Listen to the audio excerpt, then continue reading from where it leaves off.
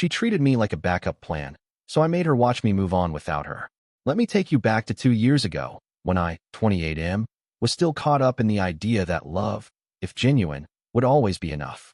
Spoiler, it isn't. I met Alyssa, 26F, at a friend's birthday dinner.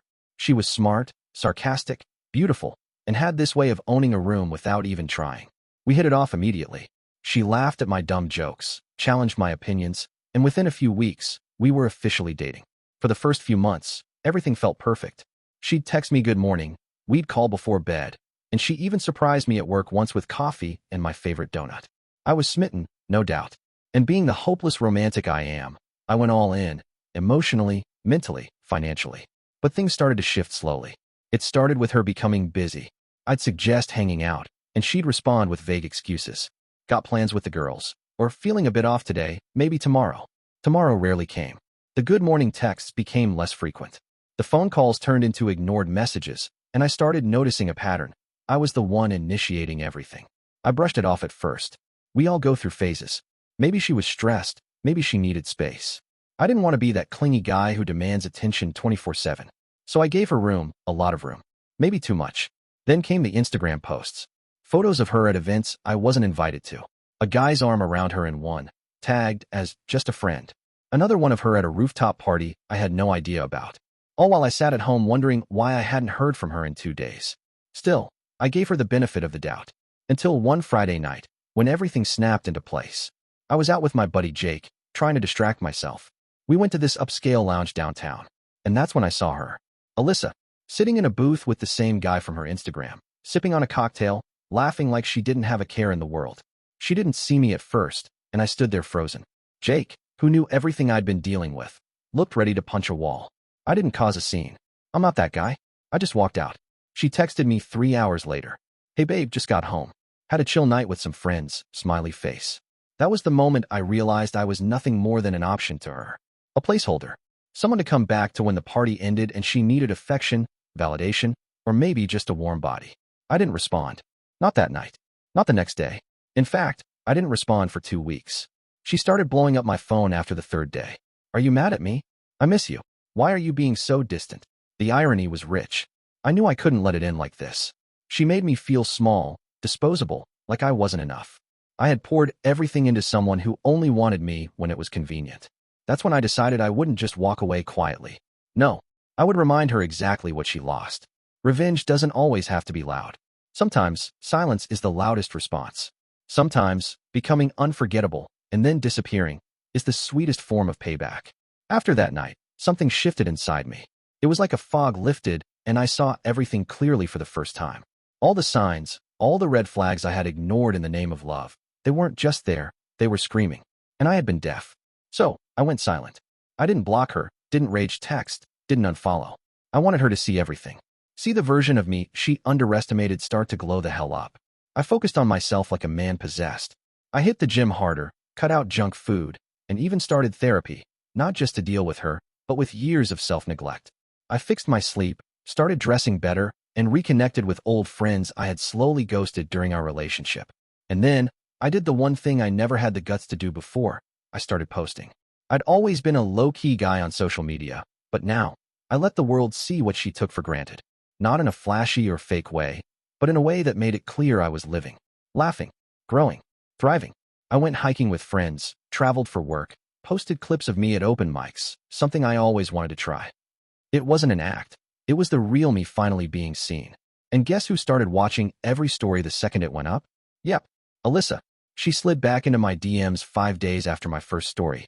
Wow, you look great. Missed that smile. I left it on scene. A week later. Been thinking about you a lot. Can we talk? Still seen. 2 weeks later, she pulled the I messed up card. I know I haven't been fair to you. I've just been confused and scared. You were always so good to me. I think I pushed you away because I didn't think I deserved you. Oh, now she saw it. And just when I thought the guilt trip would end, she dropped the classic. I made a mistake. That guy meant nothing. I was just trying to fill a void. I want us back. Let me tell you, the old me might have fallen for that. But the man she left behind was long gone. And what stood in his place? A man who knew his worth. So I replied, just once. I used to hope you'd say this. But you treated me like an option, and now, I'm treating you like a memory. Good luck out there. I blocked her right after. It wasn't about revenge anymore, not fully. It was about reclaiming myself. And if a little sting in her chest came with it, so be it. But the universe wasn't done yet. 2 months later, I ran into her at a mutual friend's party. She looked good, I won't lie, but she looked surprised when she saw me laughing with a group of people, talking to a girl who was way more genuine than she ever was. She came up to me. "Hey, you look different." I smiled. "I am different." Then I turned back to my conversation, not giving her another second of my energy. She stood there awkwardly for a second, then walked away. Revenge isn't about making someone hurt. It's about healing so well that they can feel what they lost. And I knew, in that moment, she felt it. After that night at the party, Alyssa tried a few more times to re-enter my life. Subtle likes on old posts, messages from unknown numbers, even asking mutual friends about me. But I didn't entertain any of it. Not out of spite, but because I'd genuinely outgrown her. I had become a version of myself that didn't need her validation anymore. Life moved forward. Fast. I got promoted at work. Started freelancing on the side. I met new people, formed better friendships, and eventually started dating someone who didn't play games. Someone who didn't treat love like a backup plan. Her name was Ria. Ria wasn't flashy, but she was real and consistent. No mixed signals, no disappearing acts. She made me feel seen in ways I never knew I needed. I told her about Alyssa eventually, in pieces. She didn't judge, just listened. That's when I realized how peaceful a relationship could be when you're not constantly wondering where you stand. But here's where the story gets its final twist. About 6 months into my relationship with Ria, I got an email. From Alyssa. A long one. It started with, "I know I probably don't deserve a reply, and maybe you won't even read this, but I needed to say some things." She went on to talk about her regrets, how she had sabotaged something good out of fear and immaturity, how watching me grow, move on, and become everything she once hoped I'd become, without her, was the hardest pill she'd ever swallowed.